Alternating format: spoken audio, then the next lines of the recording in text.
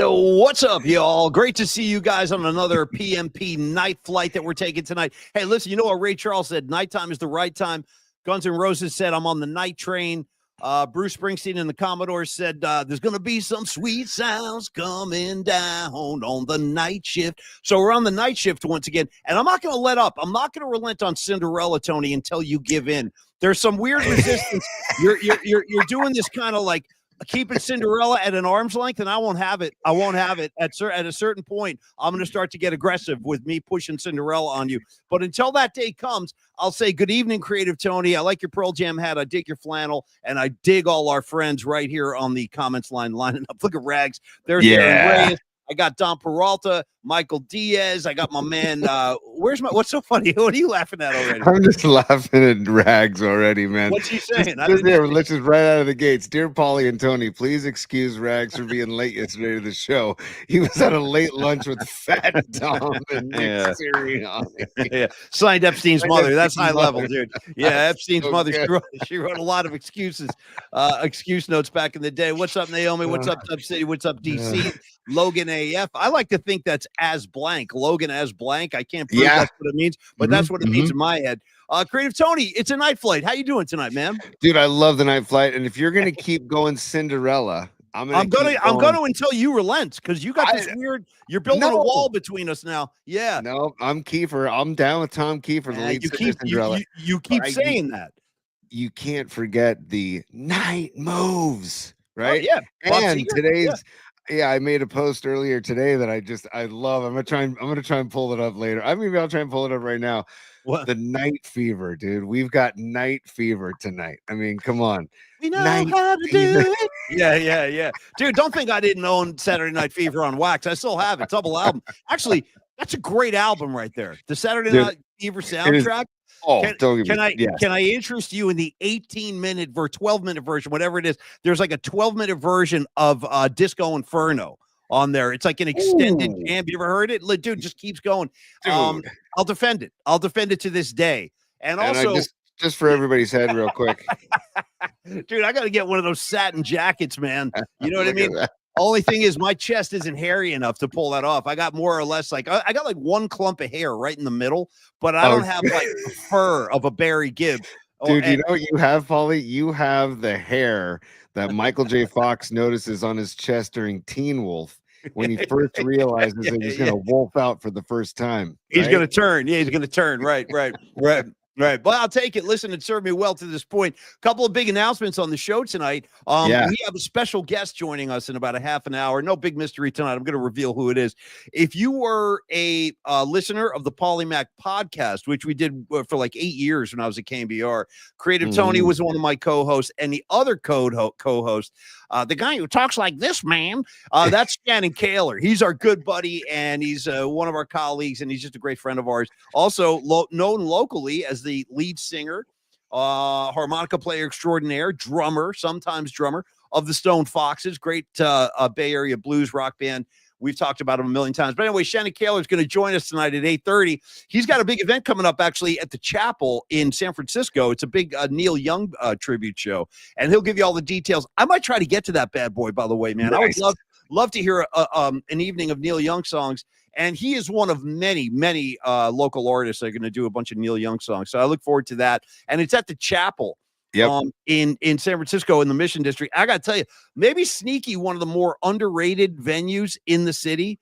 Totally. It's a great room, dude. I don't get in there enough, and I believe it was like an old chapel, hence the name. Like it's got the pitch ceiling and all that stuff. Really cool room. When was the last time you saw a gig at the Chapel, T? It was an old chapel, and the last show I saw there was, I think, Galactic, New Orleans own Galactic Chapel. Wow. Yeah. And then I also saw Shannon gig there in the past, and it was really good. And the acoustics in that room are incredible, man. really. I just out of the gate. By the way, we're going to talk Jimmy Butler and the Dubs. We're going to. We have to. We have to. Yeah. I'm still pissed off about Sunday's football action. You know, I haven't fully processed everything. Hey, I need more therapy. I need the Vibe Tribe and more therapy tonight. Okay. But I got to go Mark Graves right out of the gates, dude. Paulie, you don't have the 49ers gold satin jacket. You know, I feel like show and tell, Paulie. I think I might want you to hold down the fort real quick while I might go get my gold satin jacket. I don't have the gold satin jacket, unfortunately, because that is the badass. That's like the most telling, I think, garment that a real old school Niner fan can still break out and get props. Like that was like the standard issue jacket. Niner fans, like back in the 80s, everybody had that jacket. Now you don't see them as much. Now they're kind of like a little bit of a throwback item, but you see the knockoffs. You see the knockoffs now, right? I don't know if I support the knockoffs. I got to have the original McCoy, you know, and I do know the Creative Tony. You do wear one of those proudly, and I salute you on that. So no, I don't. To answer the question, I don't own the gold jacket. It's a big regret of mine, but I do have some pretty cool Niner stuff. I got other cool Niner stuff. I got other garments. Oh, dude, yes, you do. That I could break out if we're doing a show and tell. But I'm not prepared, so maybe we'll break that out tomorrow too. Yeah, real quick. Yeah. Paulie and I went and saw a Rat Dog show back at Slim's way back when. Yeah, and don't you remember the 49? Come on, what did you do? Anything for a laugh, bro. So you're leaving out a big detail. So this is back when Tony and I worked on the Ticket 1050, which was the flagship of the Oakland Raiders, right? And we had what back then we used to call a Raiders rally. It's kind of like Giants Fan Fest, you know. You just get all the players together, you get all the fans together, and dude, we had a Raider rally at Jack London Square. That's right. And a couple things about that day I remember. First of all, like the team was late arriving, and Tony Salvador kept going, "You got to go out there and kill time." So I'm standing on stage like, yeah, anyway, look, a naked blonde walks into a bar with a poodle and a salami. You know, I was like just trying to kill time. But that was the same day of said rat dog gig. So Tony and I did a morning show, went to Oakland, did a Raider rally, busted ass back into the city. I had to go home to grab one very important garment, and this is probably my proudest Niner like piece of clothing I got. I think my grandmother gave this to me, man, back in the 80s. It's basically a cherry red sweater. It's got the Niner. It says 49ers in saloon font, right? Like it does in the end zone, right across the chest. And the thing of it is like she gave it to me when I was probably 15. And I threw this thing on, dude. I must have been 26, 27 years old. And it was like a wetsuit, bro. It was like a wetsuit. It was painted on me skin tight, bro. And I went marching into Slim's for a Rat Dog show. That's Bobby Weir's band, one of Bobby's bands. And I was like the thing that didn't look like, I was like, one of these things is not like the other. In a room full of hippies and Wookiees and spinners. Who's that dude in the Niner sweatshirt or sweater?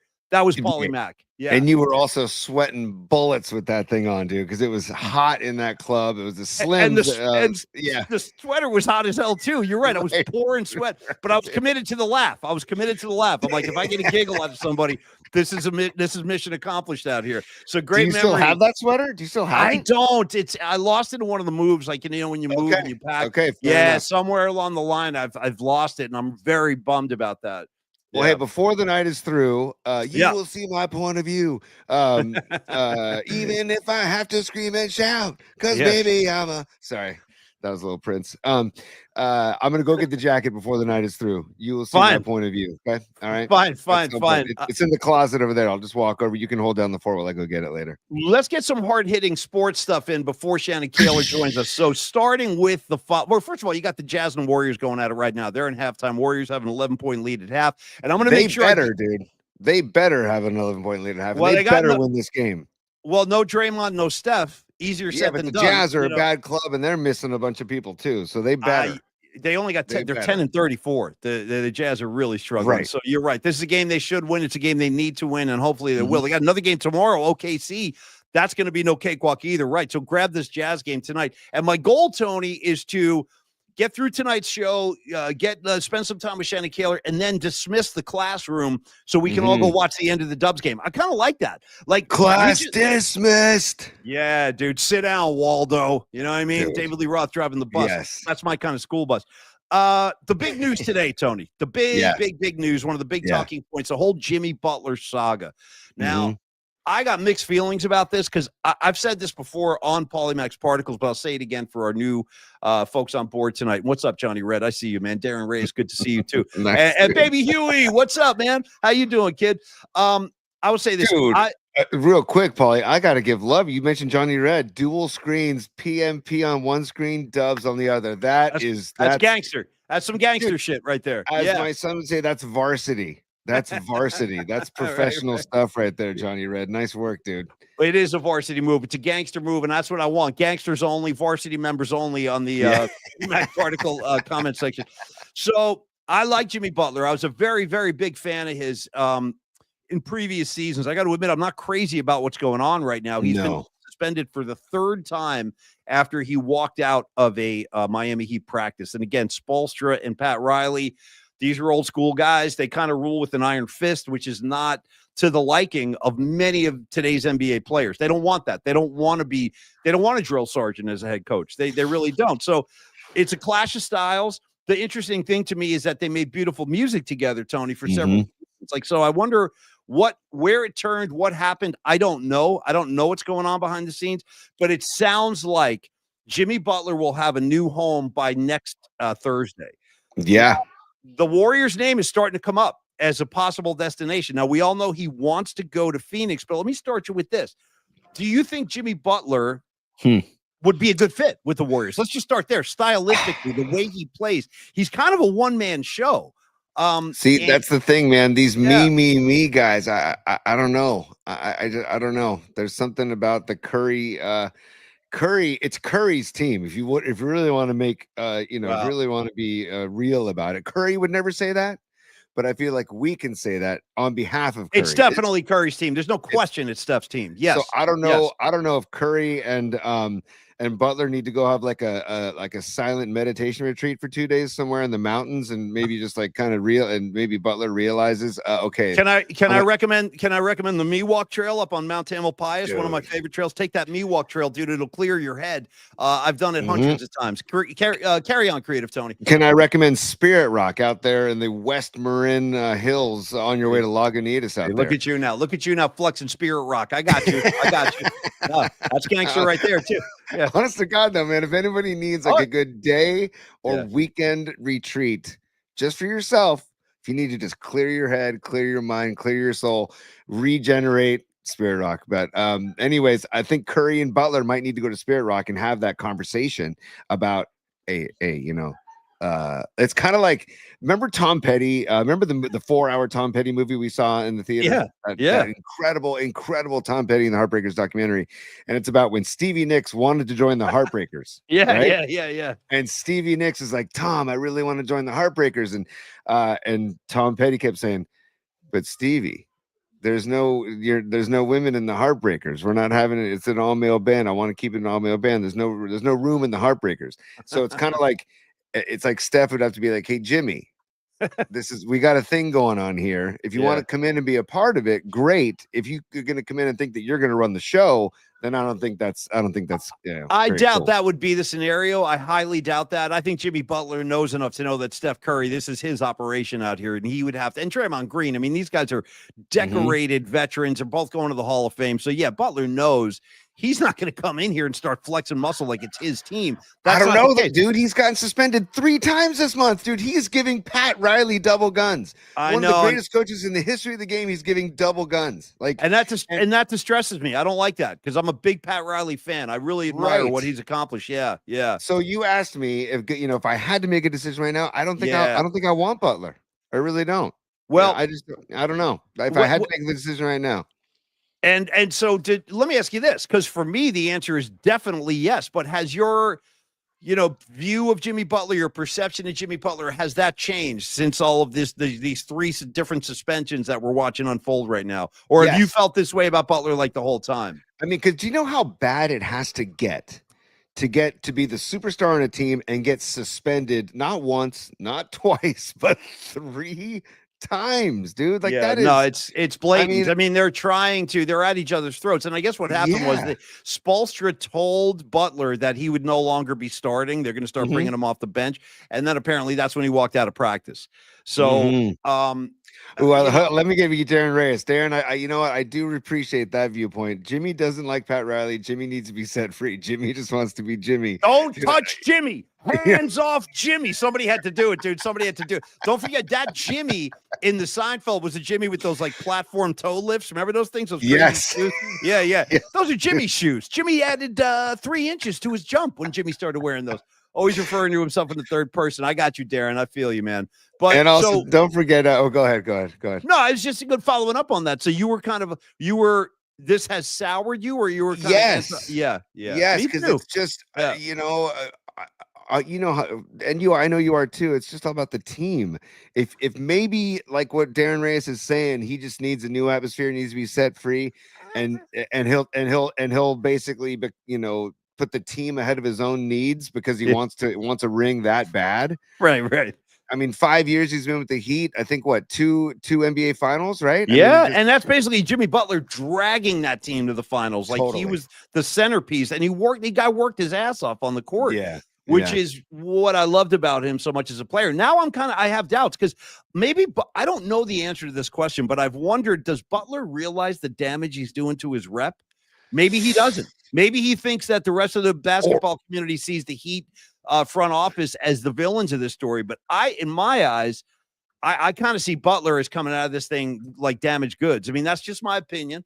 I think a lot of teams in your eyes, the light. Shut up, Peter Gabriel. Hey, other basketball. Dude, real quick, Paulie, real quick on that note, seriously, like you said, Jimmy carried that Heat team, right? Yeah, more than once. Yeah, more than once. I feel like it's gonna have to be a gut check and spiritual check. And I'm riffing about like the spirit rock stuff, but it is like an inner soul search of how bad do you want the ring versus how bad do you want to be like the guy somewhere. Or Tony, if I may use one of today's favorite catchphrases in pro athletic circles, Tony, or are you out here to get your bag? You're trying to get your bag. Tony, how's your bag doing? And not that bag. I'm talking about your financial bag. You got to take care of your bag. Everybody keeps dropping bag this, bag that. How's your bag? He's got to get his bag. Everybody's talking bags. I don't know how I feel about the term personally because it conjures up other images. Hey, real quick too, I want to shout out senior softball games. He goes, guys, Kings fan here. The DeAaron Fox trade buzz is growing. Yes, thank you. Senior softball games. Help an ignorant brother from the Bay out because why in God's name are the Kings ready to deal this kid? He's their best player. He is the toast of the unless I missed something somewhere. I thought that Kings fan adored this guy. Like DeAaron Fox, he helped to turn this whole thing around. And to me, he's kind of the centerpiece of this whole new era of Kings basketball. So what am I missing? Or Tony, do you know, like, what's the backstory as to why, or is it him saying, I don't want to re-sign here? Maybe that's the case. I'm not sure, but I did hear that. Got to be some discontent somewhere, but maybe because they're hovering around 500 and they're just trying to offload. But like you said, man, I felt like he was the heartbeat of Sacramento. Yeah. Right. Yeah. And I love watching him play basketball, man. Like I've fully admitted that anytime the Warriors are out of the playoffs and the Kings are still going, I'll jump on that Kings bandwagon, especially on Fox's bandwagon because I love how he plays the kid's a stud. Yeah. Total stud. I'd be bummed out for Kings fans. What's the KC? Your buddy KC is a big Kings fan, right? Oh yeah, and Sacramento, and I'd love to get his take at some point to see what what he thinks about this because I know that he loves Fox, and I really don't know, Paulie. There has to be something behind the scenes that we're not aware of, but they might. February 6th is the deadline, so they need to make up their minds pretty soon, and they better get something if they're gonna offload them, right? Yeah, man. We really touched a nerve. There's a lot of activity now about DeAaron Fox on the comments line. Yeah.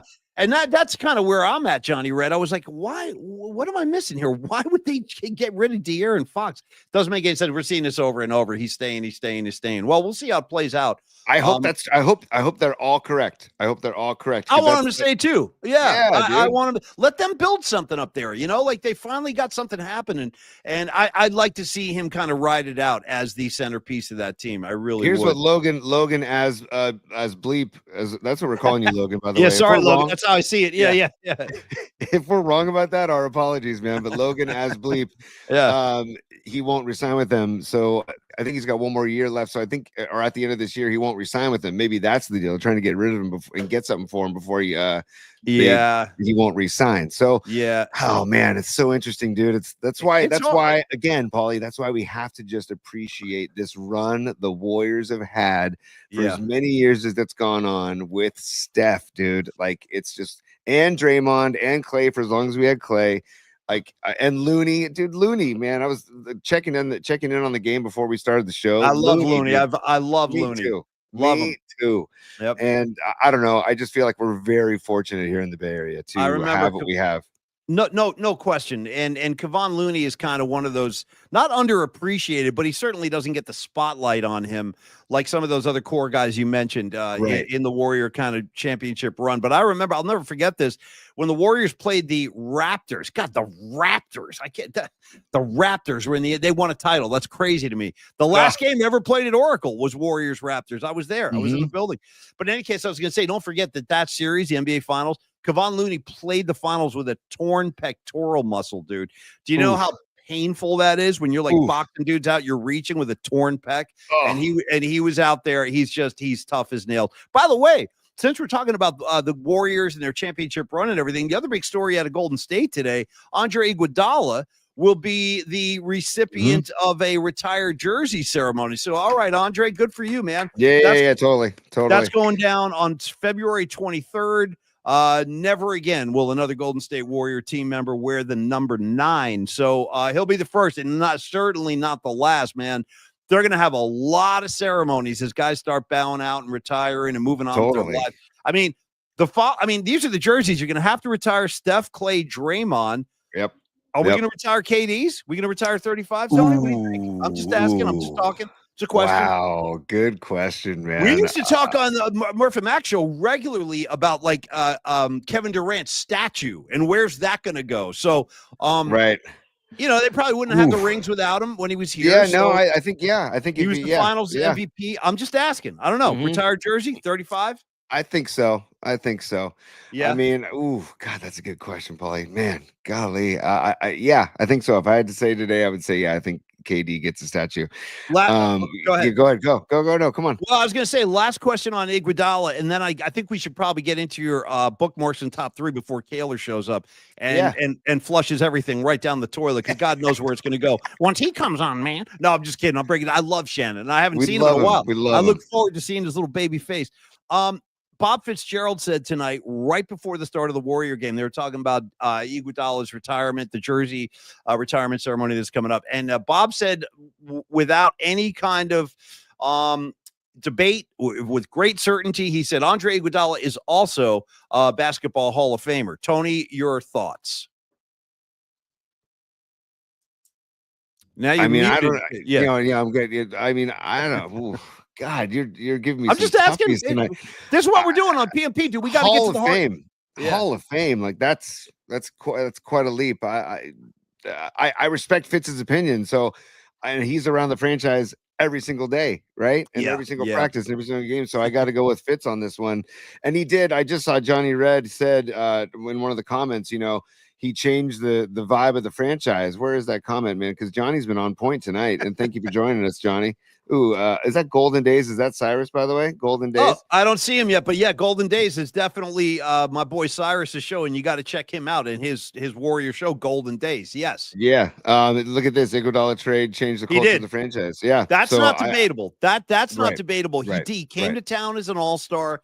He was the first guy like of that status of like, of all-star caliber who said like, you know what, I want to go be a part of the Golden State Warriors. You got to remember how down they were, dude. The Warriors were like the punchline of the NBA. So the fact that he wanted to come and then made the sacrifice with Steve Kerr and goes, not only will I come with an all-star resume, I'm going to come off the bench. Totally. That too bad Clay couldn't have kind of followed that. You know what I mean? I really do. It still hurts me that Clay's not here. I really wish he and Steph could have ended their career with Draymond the way it should be. So that's never going to sit right for me, even if Clay has lost a step or two, even though I had a monster game with Dallas tonight. But it still doesn't feel right to me. And I feel you on Iguodala in the Hall of Fame. It's like that's a little curious, but maybe he will wind up there. Great champion, finals MVP, and he definitely changed the culture of the Golden State Warriors. By the way, OGPK is saying, isn't Creative Tony the guy who hates Brandon Crawford? I'm not saying we got to get into that right now. We can address that later on as we talk about retiring numbers. And do you care to answer the charges? I'm just throwing it out there, T. So here we go. Just I had Golden Days coming out there, but PK returns or PK returns. I do not hate Brandon Crawford. Here we go. Here we go. Look at this. Look at him. Brandon Crawford was the greatest defensive shortstop in the history of the Giants organization. That's true. And in one of the greatest defensive shortstops in the game of baseball. Offensively, here we go. Here come the insults. I just said, I love Brandon Crawford. Great role model, great person, father, husband, brother-in-law, father, human. You know what I mean? He's a human being. Yes, dude. Like I have nothing against him at all. I just Brian Murphy was just like he wanted to throw a party on the Murphy Max show when Brandon Crawford hit his 100th home run, and I texted him saying, "Dude, yeah, you did. I remember it's his 100th home run in 10 years. Like that's 10 a year, dude. Let's not go crazy now." No, the two of you. From that text, Murph took it upon himself to say that I hate Brandon Crawford. You hate Crawford's guts. You hate him. Yeah, hate him. I'm just saying that he was an average to below average hitter. Who clutched up many times, but was known for his defense, and that's my stance. That's what it's been forever. And I love Brandon Crawford. I love what he did for the Giants, and they went out the rings without him. Right? No, I love Brandon Crawford too. And Don Peralta putting in a special request tonight, saying, "Would we be good enough to revive our acapella? How deep is your glove?" When Koehler comes on, I'll tell you this, Dom, as long as you remind me, the answer is yes, because I'll forget. My brain is like, I'll forget that I was even mentioning this 5 minutes from now. But if you guys remind me, but what does it say? That's high level, John. John Lozano. Yeah. That's good stuff. For those of you who don't know, John Lozano is saying that I hate Hans Lufa too. And was that our first show? I think it was our first show. And I'm going to stick with this idea that when we do our award show at the end of the year, the Lifetime Achievement Award winner will be presented with the Hans Lufa trophy. We're going to have somebody's going to help us out with that. I'm telling you, we're going to have some artisan craftsman, some local like sculptor make us a Hans Lufa trophy and let the tradition begin, as far as I'm concerned, John. And I love it. Loofah on a stick, basically. Something, with PMP underneath. Yeah, something like that. All right, let's do this. Real quick, Paulie. OGPK returns in all caps, by the way. All right, OGPK returns. Fine. I love that. Thanks for the vibes, man. I appreciate it. See, I got it. I got to thank Neil Dinaldi from Longbridge Pizza. Denardi, sorry. Longbridge Pizza. I said that earlier today because I have another friend with Tripaldi. So I get Tripaldi and Denardi mixed up. I'm sorry, Tony. That's an unacceptable answer. So you're going to have to tighten that up. It's Denardi. I won't absolutely tighten things up. But the Vibe Tribe. I'm loving the Vibe Tribe. And we've got a Vibe Tribe here. And by the way, I wasn't just bluffing or blowing smoke last night. I'm going to Longbridge for lunch tomorrow. I'm going. I'll be there. Creative Tony's going to be there. You are not going to keep me out of Longbridge when they're serving up a chicken parm Wednesday. I'm showing up, and I will tomorrow. And the Dubs play tomorrow night, don't they?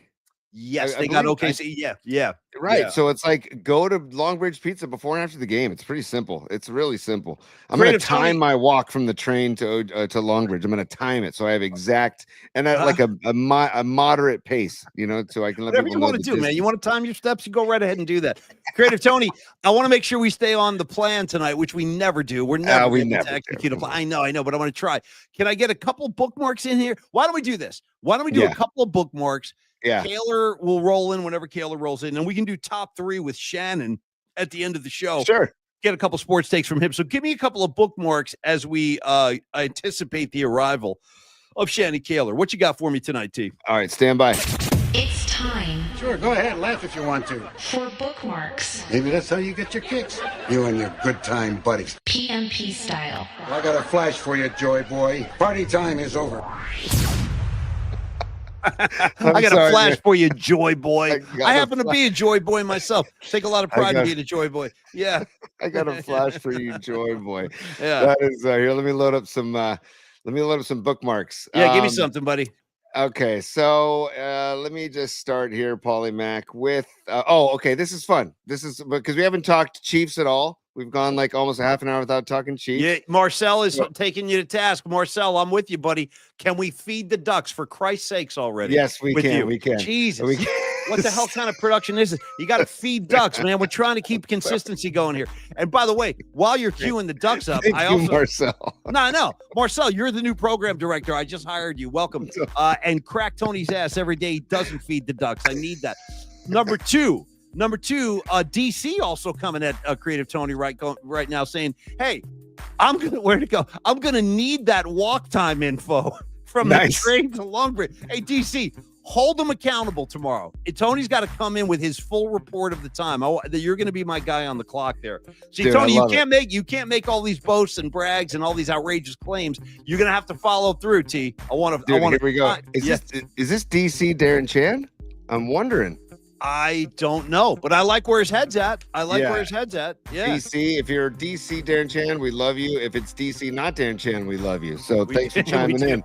And I will report back with the exact time tomorrow. I can show the calculations on my phone if I have to. And hopefully you'll feed the ducks without our prompt or any prompting from the comments line. Tony, go ahead. Marcel on it with feeding the Marcel ducks, knows. man. He's our new PD, by the way. Yes, he is. I love that. I just hired him. Yeah, you're the new PD. That, dude. Crack Tony's ass every time he makes a mistake. Tony, what you got for me? All right, here we go, bud. Here we go. So I'm sharing this right now. This is really funny. Did you see that? Here we go. What now with this guy? Okay, so because Mahomes, after he won on Sunday night, said thank you God. He did a tweet that just said thank you God. Right. And the Twitter account that is known as God said, "You think I did this? You think I want to see you?"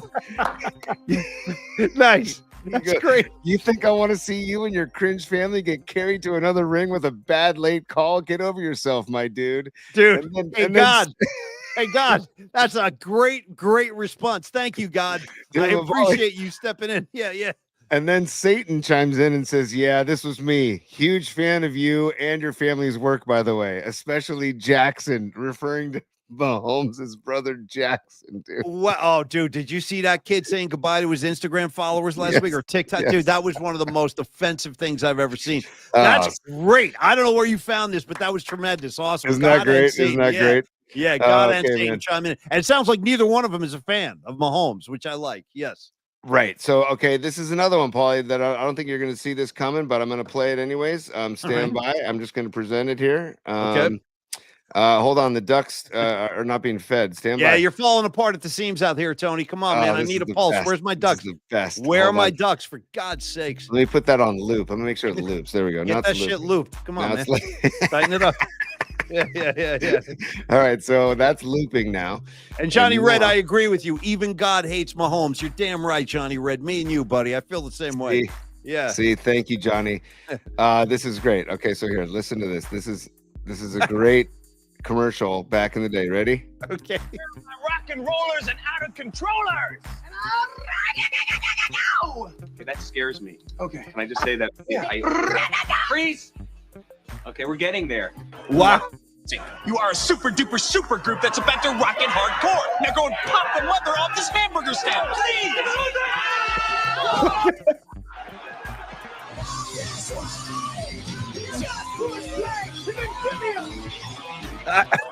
Dude, I have no idea what's going on right now. You're going to have to walk me through. Is that the best?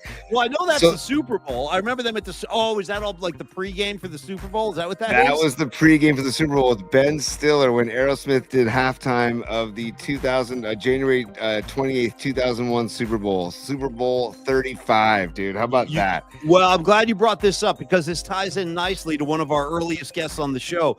The reason I don't remember any of this is because this was the day that Rod Brooks had his Super Bowl party with the bowl of bacon, the appetizer, Yes. the bowl of bacon. This was the game. I don't think we watched more than 3 snaps of that game. No. We were eating food. We were out in the street. I remember there was a touch football game broke out in the street, literally on the street on 24th and Clement. So that was probably the least watched Super Bowl of all time. And I appreciate the Aerosmith footage, Creative Tony. Thank you. I don't think I've ever seen that. I had no idea. Isn't that great? Ben Stiller and Aerosmith. So now we're going to get a little more serious, back on the serious tip here. And then we've got Shannon Kaylor waiting in the wings. Oh, good. All and right. Golden Days, yes, Mars Volta is who we saw. Yes, it was Mars Volta. All right, what do you got? Oh, great Shams. call. Yeah. Here we go. We got to show Shams here, right here. This is about Jimmy Butler, right? Yeah, let me make sure the volume's up. Here we go. Yeah. The Heat are engaged with multiple teams on Jimmy Butler, including, from what I'm told, the Phoenix Suns and Golden State Warriors. The Heat are operating in the landscape as a team that's motivated with interested suitors. And as far as a price tag on Jimmy Butler goes, it's been described to me in league circles that the Heat are looking for shorter term contracts along with draft assets, and they have not yet received an offer that they're moving forward with. But the trade deadline looms on February 6th. And what we've seen play out here is a divorce in real time. These two sides, Jimmy Butler and the Miami Heat, they've had 5 overly successful seasons together. 2 runs to the NBA Finals, another run to the Eastern Conference Finals where they almost made it to the NBA Finals. But what's transpired over the last month and a half to 2 months is a relationship that is evaporating. There you go. Well, that's definitely true. And by the way, Creative Tony, shout out to Shams with the report. Thank you for bringing that up. That was good. I actually needed a little of an official explanation on the status of things. But when he said, we're watching a divorce play out in real time, my mind always goes to Pulp Fiction in the kitchen with Quentin Tarantino. Because if my wife comes home right now, man, and sees us doing a bunch of gangster stuff, I'm going to get fucking divorced, okay? And I don't want to get fucking divorced. By the way, that was my first F-bomb on the show. Very liberating. Very liberating. Swear jar. I owe you 2. Throw 2 in you, the jar for Uncle Paulie. I'll put some dough in there. Yeah. Swear jar. Tell Dom and Olivia Uncle Paulie owes 2 for the swear jar. But you know what? It's worth it. It's a price of art. Sometimes you got to pay a penalty. I had to recreate that. I see it. I see it. I had to put it up on the screen. I just need. John you love Stevens. Shock Jocks? You came to the right place. You came to the right place, man. Stevens, you got Shock Jocks. You Hey, got Air Jocks. Do me a favor. Take that Stevens message, push it over to the side, and make way, because here he comes, dude. If I'm not mistaken, are we ready? Are we ready to reunite the cast, the full ensemble of Polymax Particles? Let him in. Get his smiling face on my screen. Oh! Yeah! Boys! Yeah! Now Boys! the band is back together. Look at Kim. Could you get a hat with a bigger brim, Shannon? That's my first question. I need I don't a think larger. so. I need a larger bill on the hat. That one's not quite big enough. Yeah. Like some of those characters in the Sandlot had those really big duck bills. Those long ones. Yeah. You gotta get a couple of those. Well, let me give a proper introduction. Yes. This is our and by the way, maybe you want to kill the feeding the ducks now because we got a guest on here. Yeah. Thank you. Hey, it's already done. I've taken care of that. I want to welcome Shannon Kaylor to Polymax Particles. Shannon, we launched our new show a few weeks ago, and I've been anticipating the moment the 3 of us get back together, because we did the podcast for I think close to 8 years together. We had a great time doing that.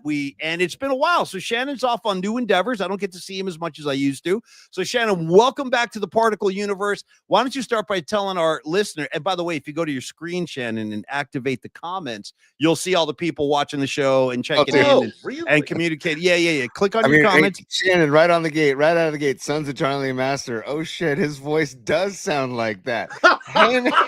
No, it really does. Except for when he sings.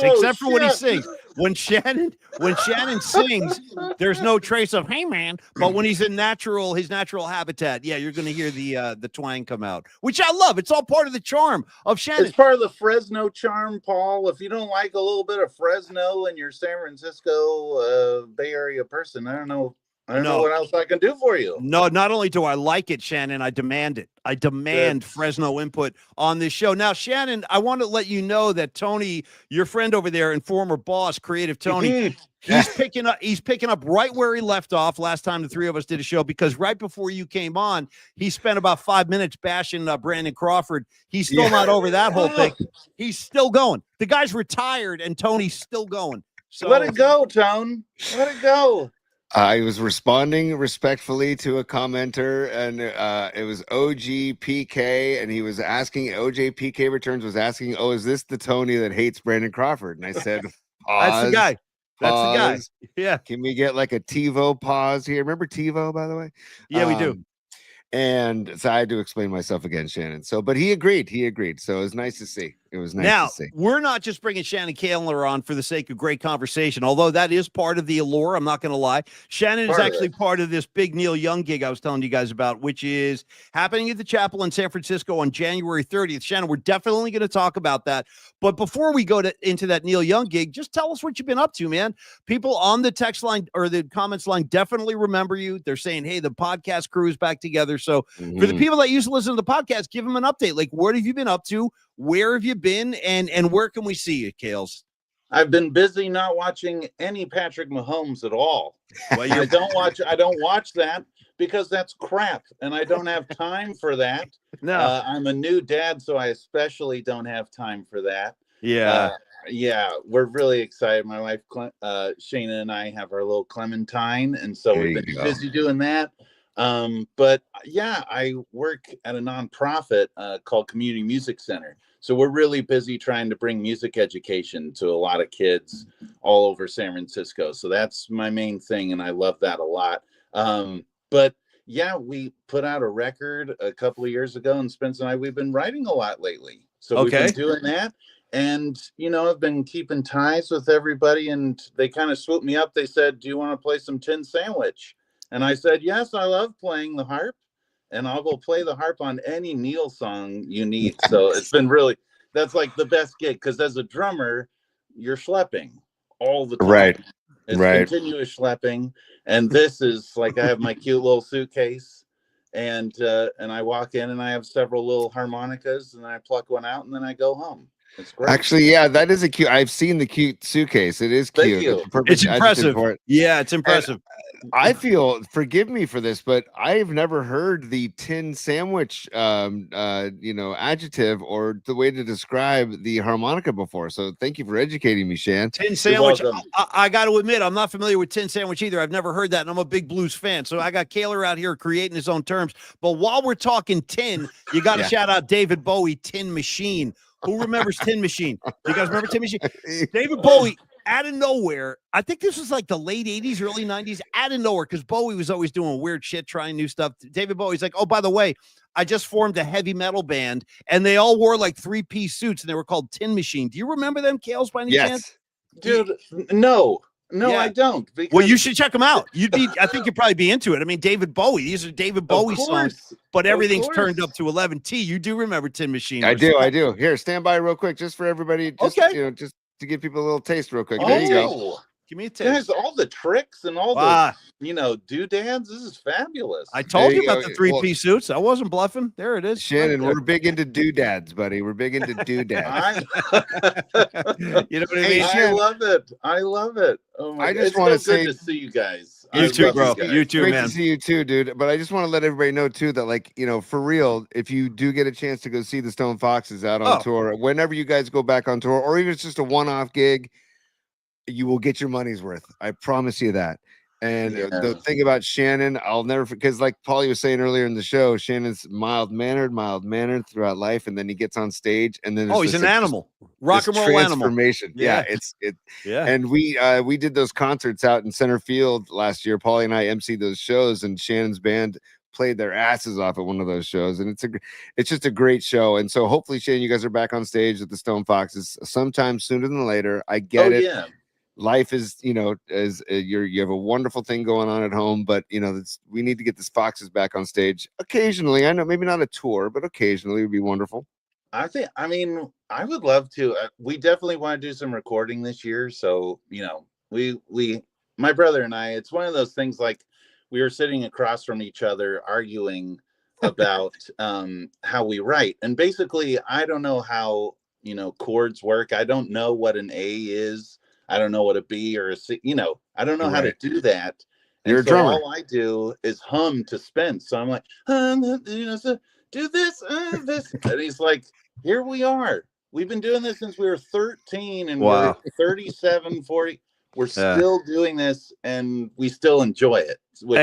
Which is really good. I can tell anybody listening in or watching tonight, if you have not seen Shannon's band, the Stone Foxes, do yourself a favor when they do get back to gigging.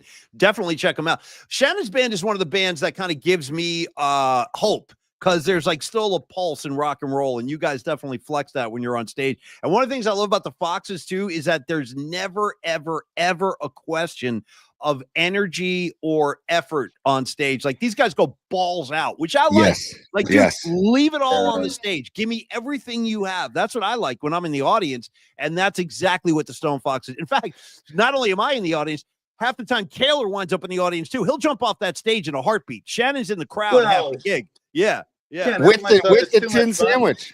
He'll walk out there with the tin sandwich and the microphone and get involved in the crowd. By the way, Shannon, Don Peralta, one of the commenters, I need the Stone Foxes back at Bottle Rock. Oh, so do I. No, I guess that was only a year and a half ago. That was so much fun. And I have to tell you, you mentioned the Giants gig, right, Paul? Yeah. And I have to tell you guys this story. Okay, bring it. We're getting ready to play this gig. And so we're chilling in the back. They bring you some Levi's gear. We're sound checking. Oh, this is what, nothing beats that gig. You're in a Giants game. You're having fun. And Spence and I are supposed to sing the Take Me Out to the Ball Game in the 7th inning. So, this means a lot to me. This is really exciting. This is really cool. Then somebody, I'm not going to name names, even though I don't owe fealty to anyone. I'm not, but this person said, you have to get rid of the van. This van can't be here. This van with your gear. Okay. And I said, oh no. I mean, I'm supposed to run in. I have to sing Take Me Out to the Ball Game. Shannon, tell me the truth. At any point, did you drop on this unnamed person? Do you know who I am? Do you know who you're talking to? I'm effing Shannon Kaylor, the Stone effing Foxes. You don't tell me to move the van. I tell you to move your van. Is that what you said? The thing. It's the tricky thing with a trailer. You have to have the skills to pay the bills with a trailer. You ain't kidding. Backing it up. That's no joke. That's no joke. That's no joke, man. I'm going around Townsend. I'm driving. I'm trying to park this thing anywhere I can. I'm dead serious. Yeah, I'm serious. I believe it. I'm going around. Then I'm going down 3rd and King. I'm going down. It's the 6th inning. The problem is it's the first season with the pitch clock. So things are moving really fast. That's great. I'm like, no, Jesus Christ. Can this thing please slow down? So I'm in the parking lot A, and I'm going around. I'm in circles. Finally, I get stuck. And from a distance, I hear my brother across McCovey Cove singing Take Me Out to the Ball Game by himself. Dude, that's great. Oh, my poor Kales, though. You know what I mean? Poor Shannon. My God. You know what I mean?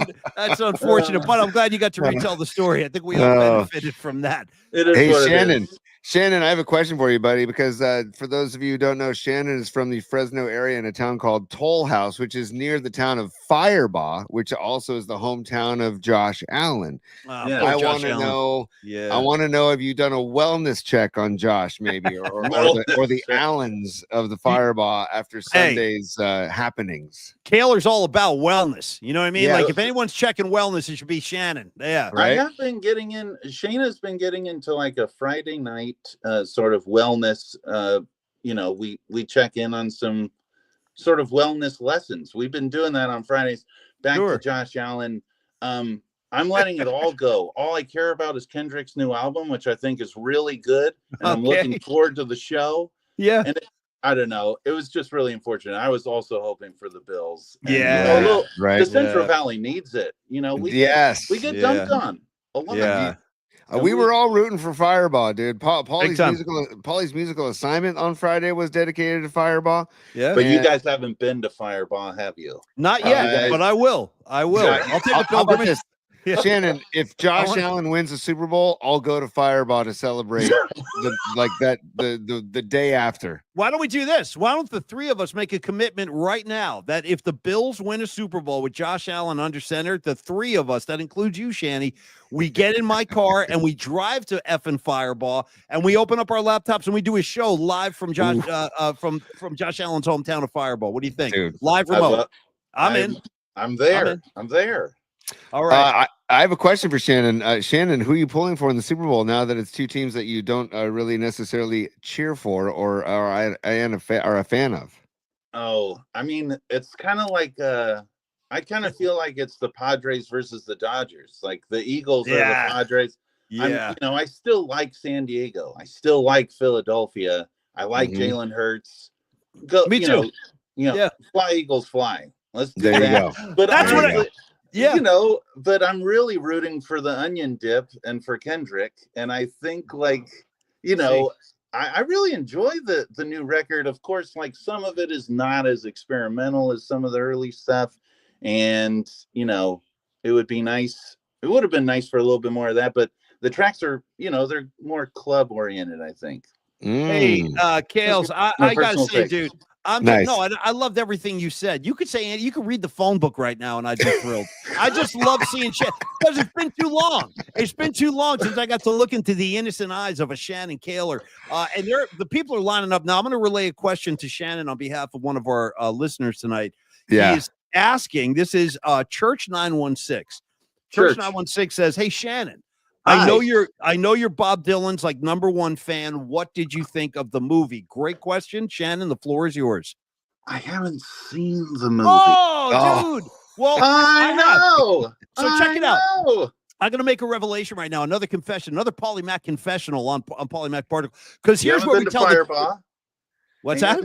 You haven't been to Fireball. Oh, that's just one of the many confessions I'll make. But we're always going to tell the truth on Paulie Mac's Particles. This is where we come to be honest with each other. So let me tell you the truth right now. I had this whole review of the Bob Dylan movie ready to roll on Friday. And then you want to know what happened?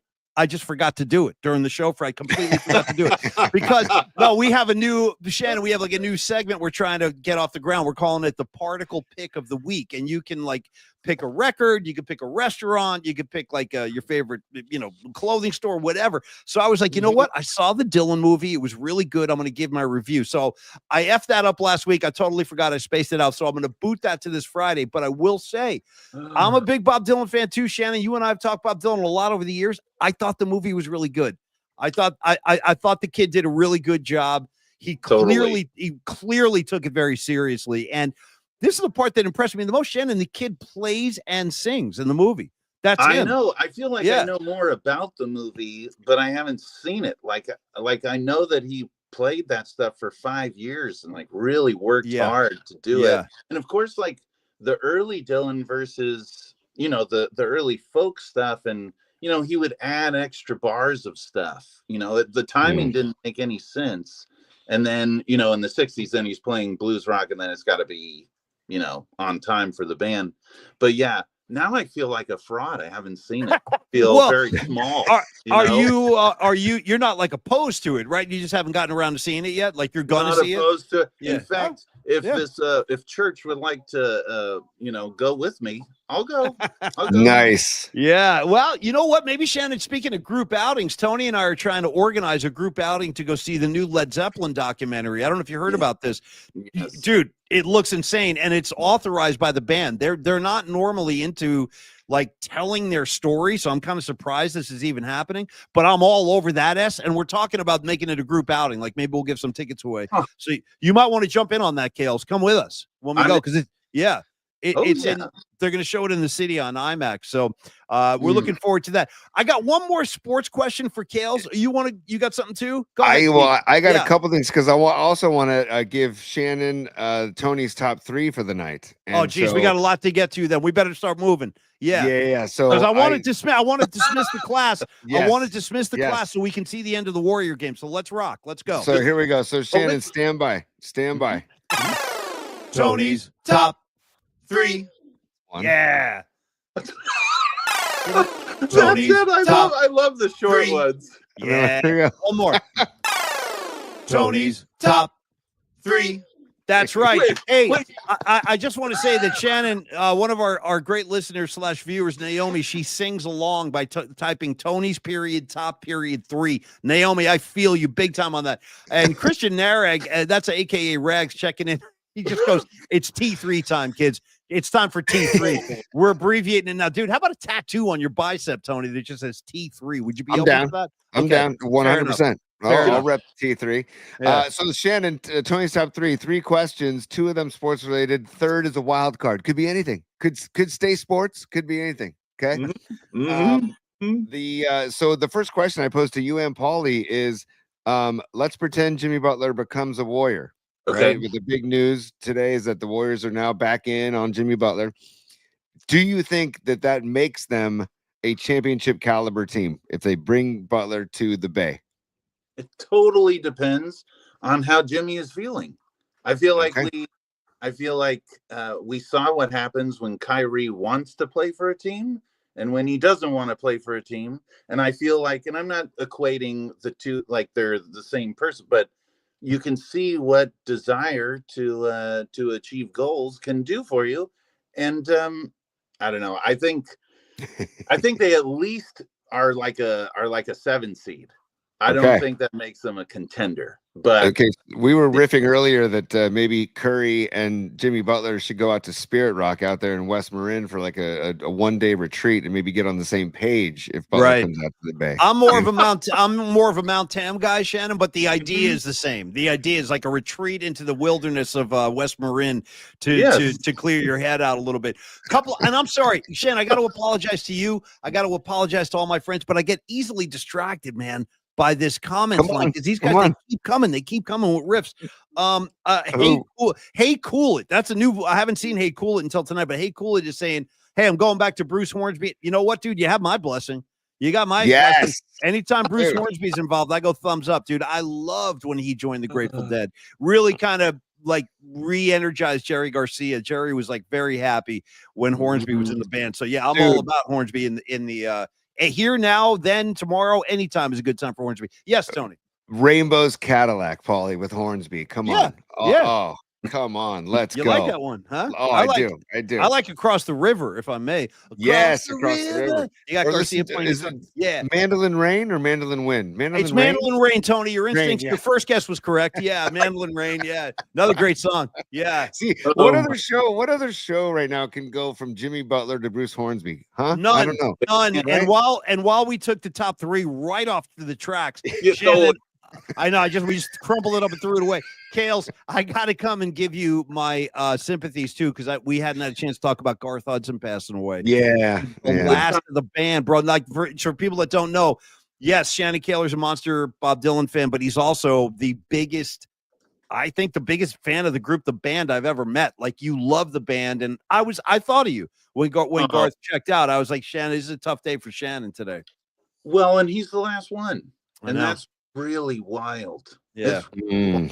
And I mean, just talk about innovative and think about the lines that he was doing. I mean, Chest Fever, of course, but you listen to all of it, and you can listen even to his stuff that he was doing live with Dylan in '66 when they're doing the tour, when he's getting booed all day.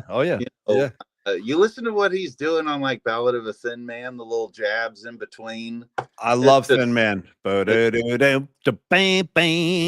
and Shan, we were talking about his Garth's sax solo on the last waltz during It Makes No Difference. Is just, I mean, that's no different. It's just, yeah. Incredible. Anyway, Shannon, I just wanted to pay my respects. And then final thing, I don't know if this is true or not, but Tony, for your head, I saw Don Peralta, one of our favorite guys. He checked in a few minutes ago and he goes, guys, somebody was singing Tony's top 3, the song at the produce section of the supermarket. Dom, I hope that's true. I hope that's true. And I hope they were humming it. You know what I mean? However you want to interpret it. I love it. And it does stay in your head. I will say that. Tony's top 3. You like that, Shannon?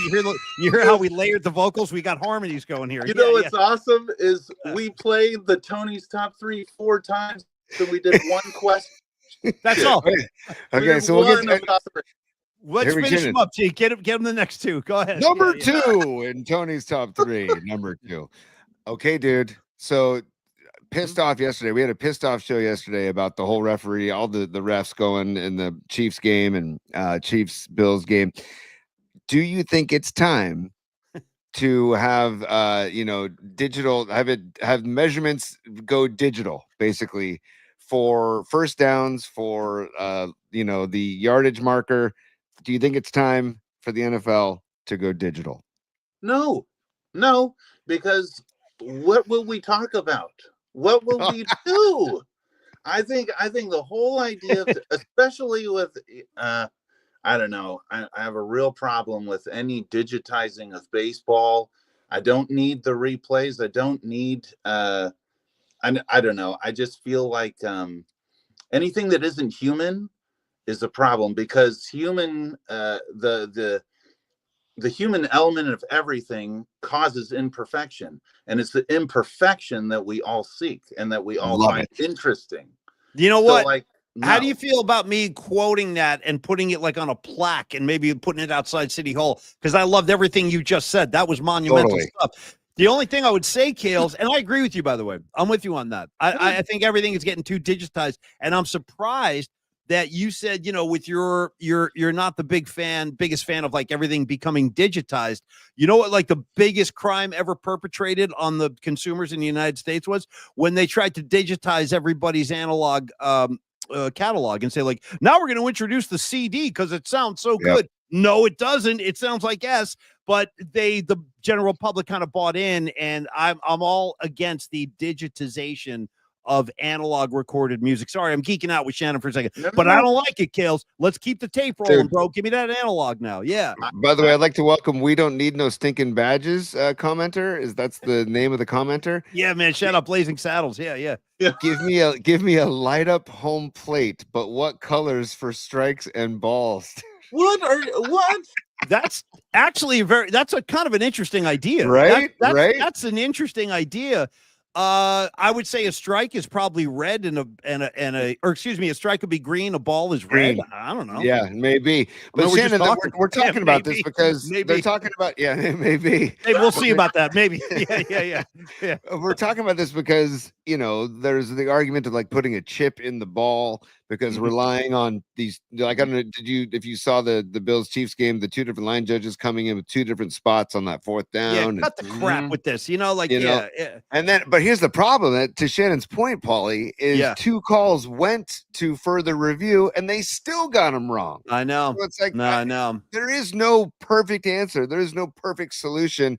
I kind of like still having two poles and a chain link. Absolutely. Bring out the credit card and see if it fits. Remember that one? Like, I don't know. That was a one and done. Yeah, let me get my card out for this one. Like, wait a minute, what are we doing? What's going on? That's not in the rule book, man. What are we doing out here?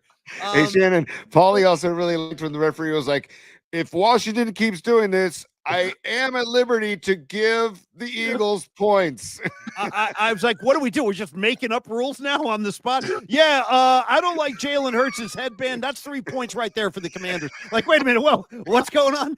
Because I've never heard that. If they keep this behavior up, I'm going to award the other team points. I was like, I've watched a lot of football. Never heard that shit before. That was a new one. I am also trying to teach Lemon about no biting. No biting. Well, listen. So we all need to be punished. Well, we were saying it was like the referee was like telling the Commanders, if you do it again, you're going to go to your room. You're grounded. Right. And it's like, Shannon, did you know some people need to be punished so badly they'll go pay a professional to punish them? You know what I'm talking about? They got like professional dungeons equipped, like with that kind of punishment and discipline that you're looking for. Well, I'm just throwing it out there. That reminds me of the gag we did on our old morning show when you sent me down to the dominatrix's house, and I certainly did, live on the air. That was back in the freewheeling days of FM and AM radio in the late 90s. Tony was getting whipped live on the air by a dominatrix in the Mission. That's a true story. And this was the position I was in, strapped to a big wheel. And my legs like on the were, Price is Right. You know what I think? On the Price is Right, and that giant wheel tied to one of those things. Yeah. Spun down, and she whipped me with a leather whip, and I had a cell phone on my assistant that was recording my sounds, the sounds I was making. So, well, I was encouraging her too because Tony had been misbehaving, and I was like, you know what, you need some punishment. Go over and see Mistress Donna or whatever her name was. I don't know, but yeah, that was some great radio. All right, give him. Okay, well, fun fact, real quick, is she told me flat out because I was asking her all these questions, like I was trying to make it investigative, you know, and yeah, and she was super nice, and she was telling me that her main clientele are like big CEOs. Totally. That are used to used to telling people what to do all day. So they want to be told, you know, they want to be in the they want a little role reversal, shall we say. Shannon, you're big on that, right? You like the candle wax and stuff like that. You're big on wax. No, I'm just kidding. Kayla's, I'm messing with you. I'm just messing around. Yeah. Do it to myself. So as do I. As soon as the show ends tonight, I'll probably douse myself in wax. Creative Tony. All right, number 3. Thank you. Yeah. Number 3. And then one more time for Shannon. Number 3 of. Give it to him. Tony's top 3. Hey, listen, we're just getting this ground. Production, it's coming slowly but surely. Go ahead, Tony. Well, anyways, number 3. Again, it's a wild card, right? So Paulie and I had lunch today, and we're doing some marketing for PMP, Polymax Particles, and we both were offered dessert. And as much as I love dessert, I was like, I don't think I can grab dessert at like 1:30 in the afternoon. And then I looked at Paulie, and he's like, no, I can't do it either. So it made me really crave dessert for after this show tonight. So I want to know, and I want Paulie, I want your answer too. Okay. All right. What's your favorite, Kaylor? What's your favorite dessert? Or like something that your favorite sweet treat? Because the way I grew up, the house that I grew up in, if you were in the clean plate club, if you finished all your dinner, were in the clean plate club, plate club, then you got dessert.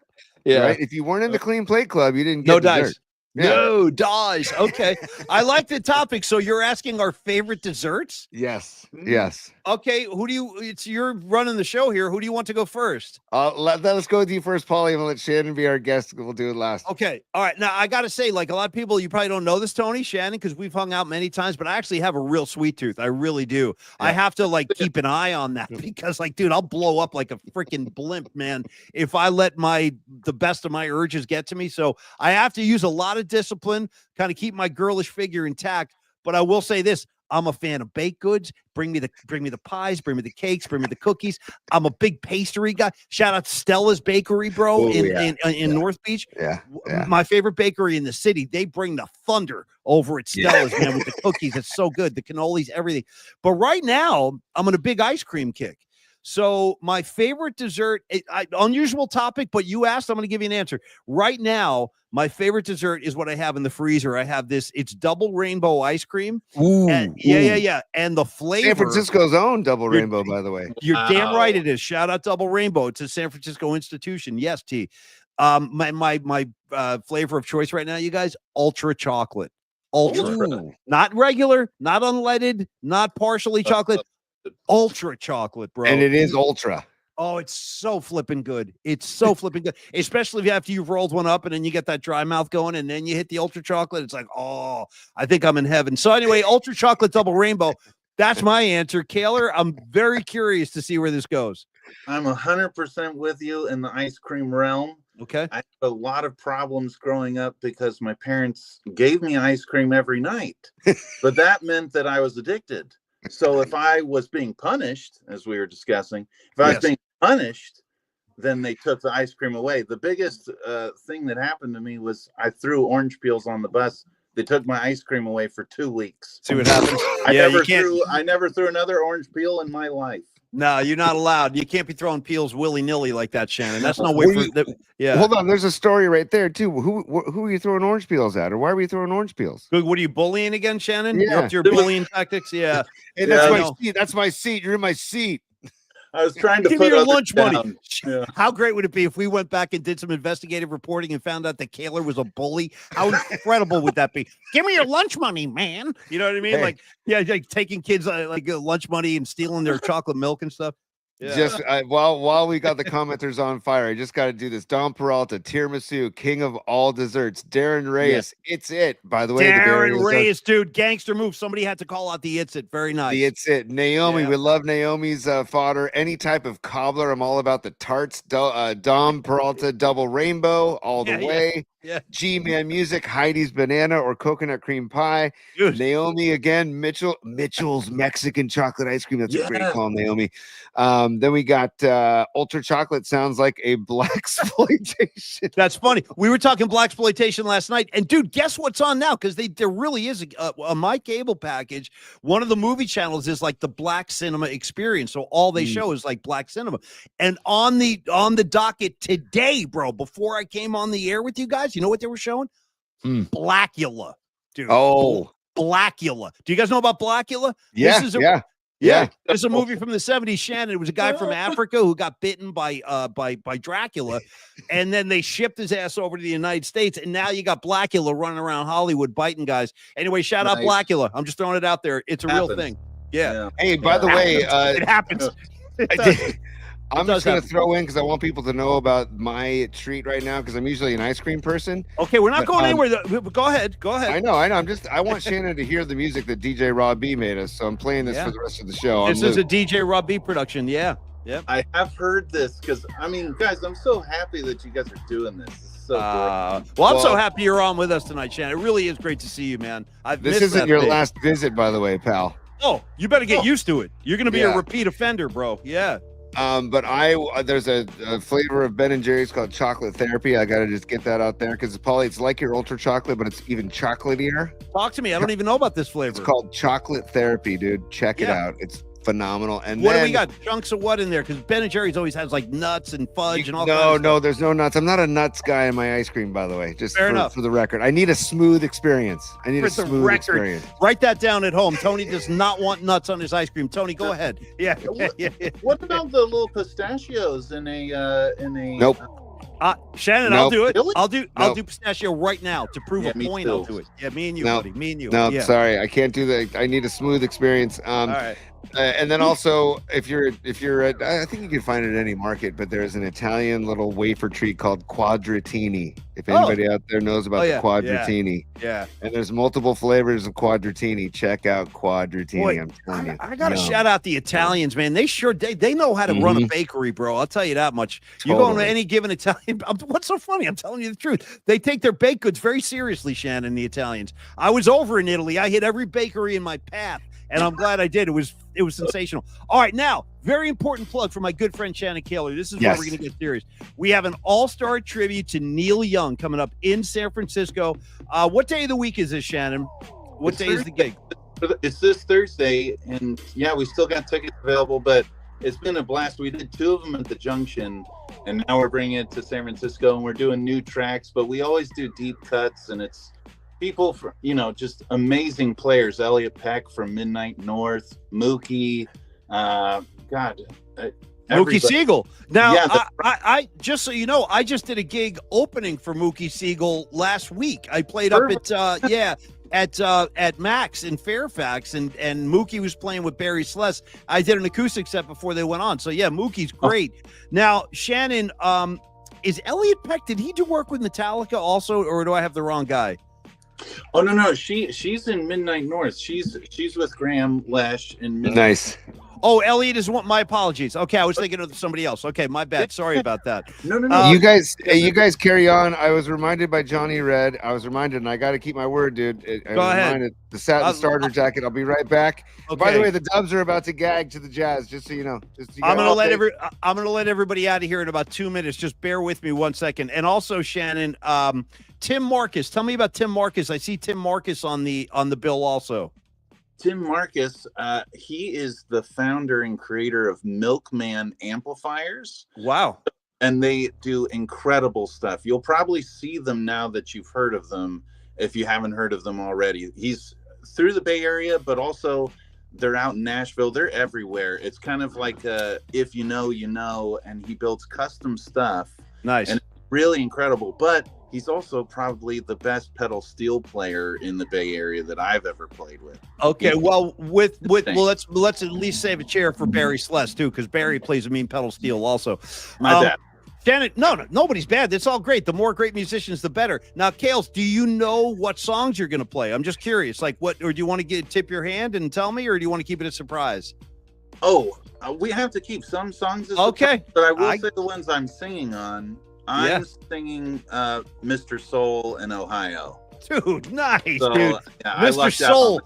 Are you doing like the rockin' version of Mr. Soul or the slow version?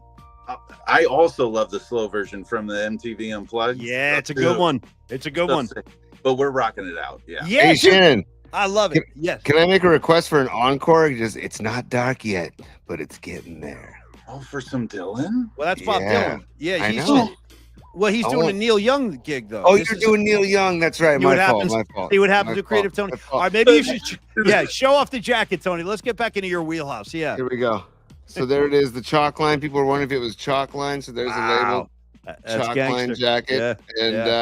How you can tell it's one of the originals is it has the old patch with just the black outline. There's no white outline. It's just the black. True. And then then you got the back. It's the there you go. Hey, it's in remarkably good shape, man. That thing is holding up nicely, T. So this is a hand-me-down from my uncle, and I've had it since I've had it decades, man. And then I'm gonna keep handing it down too. So one last thing, and this is why I love our friends listening and watching the show, because you can listen if you prefer just on Spotify or pull it off any streaming service. If you prefer to see our very handsome faces, thank you for stopping by. Now, Shannon, I asked the audience to do me a favor before we wrapped up tonight. And again, last plug for Shannon this Thursday at the Chapel. It's a Neil Young tribute show, and I'm sure it's going to be a great time. You know Shannon's going to rock it. Tony looking good in that jacket. Now, I asked the listeners to remind me before we go tonight, because we had someone request this, Shannon, before you joined us. They said, when Koehler comes on tonight, will you guys, at least on the way out the door, can you revive an a cappella version of How Deep Is Your Glove? And I said yes. I agree. So, Shannon, if you're loosened up, I wouldn't mind jumping in. And let's see. Now, Tony, what was the beginning lyric in this song? How did we do it? Real quick, just refresh my memory. Did we start on the chorus? I think we started on the chorus. You're muted, Tony. You might want to unmute your mic. Yeah, just for kids. Didn't want to hear people hear the noises of me get my jacket on. I remember how it goes, how deep is your glove? How deep is your glove? I really need to learn. Come on, Kales. Cause I'm telling you the Crawford rules. I'll break it down. And we all should just believe me. He belongs to you and me. I believe in you. Come on, Shanny. Come on, kid. I didn't know the extra lines. I was remembering the original, but you have to end with. I mean, yes. I needed the Shannon falsetto. Shannon, bro, kidding aside, it's so great to see you. I've missed you so much. I'd love to have you come on more often, so we'll be reaching out to you. I know the audience loves you too. And Tony, look at this kid. I miss him. Look at the face of a Koehler. I love this. I know. Yeah. I love it. And the reason, Shannon, why we were asked to do that real quick, I'm just going to show you this on the way out. The reason why we're asked, because this is what we had on Twitter and on social media earlier today. Just saying that we had night fever tonight. So. I mean, don't we though? By the way, tell me that's not the Halloween costume for the three of us next year. Oh, there we go. Dude, satin jackets open. BGs are in the room. I'm down. I'm down if you guys are. Can I be Maurice, by the way? I want to be the balding guy. I want to be the guy with the receding hairline. Let me be Maurice, please. Can we do Halloween in Fireball? We just drive down and we'll just, in our satin jackets. Why not? Why not, man? At the local farms, yeah. Hey, Shannon, thanks for giving us time tonight. Give my best to your wife and your beautiful daughter. Creative Tony, you and I got a lot of work to do, kid. I'll see you again tomorrow. Are we going night flight again tomorrow? Night flight tomorrow night. Okay. All right. back-to-back night flights, Kales. We're tweaking our schedule as we go. We're just trying different times to see what works, and these night shows have been pretty popular. Good. So thank you again, everybody, for stopping by. Rags, Johnny Red, Robot, Don Peralta. We don't need no stinking badges. All of y'all, and the names I can't see because it keeps scrolling. Rags, go to bed. It's after midnight, New Jersey. What are you doing? You got to go to work tomorrow. Creative Tony, final words for Shannon Kaylor on the way out. Great to see your smiling face, Shannon. And I really do. This is one of many visits, buddy. And anytime you have something going on, please come on, and so we can talk about it and promote it and let people know about it, spread the word. I want to get the Stone Foxes back on stage ASAP. And you've got a lot of fans out here, man. They're checking in on the comment line, man. And just remember that, and keep making music, and tell your brother hello as well. And maybe we'll get him on the show too. We'll get a Koehler double shot of Koehler. Dude, we'll fill the room with Heymans. You know what I mean? Heymans all around. I'm just so happy you guys are doing it too, and it looks awesome. It sounds awesome. I love you guys. Everybody's really happy this show is happening. So way to go. Shannon, thanks for the kind words, man. And final comment of the night. Hey, Marcel Pantaleone, I see you, and I want to say happy birthday, brother. You go enjoy the night. I might toast you up myself down in my kitchen momentarily. That's after I douse myself in hot candle wax. You guys have a great show. Have a great night, rather. The show's over. Shannon, I love you. Tony, I love you. Yeah. Okay. And DC is reminding me I need to get the walk time from 22nd Street Caltrain Station to Long Bridge Pizza. I'll hold him accountable tomorrow night. Hold his ass accountable tomorrow night. He's going to have to answer some tough questions, you guys, and I appreciate that. Together, we'll keep an eye on this guy because he'd become a problem if we don't. Shannon, God bless. Tony, I'll see you tomorrow, kid. Peace, y'all.